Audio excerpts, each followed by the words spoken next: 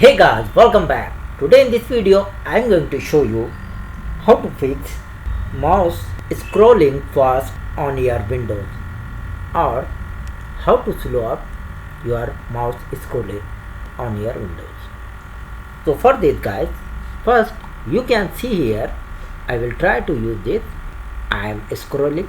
See here guys, see the ruler, very fast. It's working very fast. So how to slow up? Simply guys, go to your start and open the Windows settings. And now here select the Bluetooth and devices.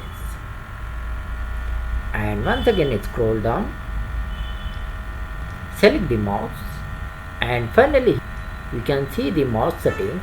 First, mouse pointer speed, you can set the speed, and now you can see here scrolling option.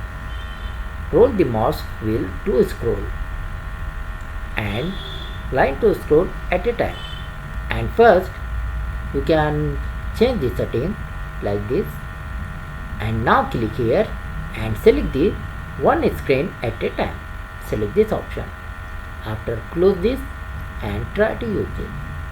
See this guys, my ruler working slow. So this is a simple and short video. Hope you like this video. Please like, share and subscribe.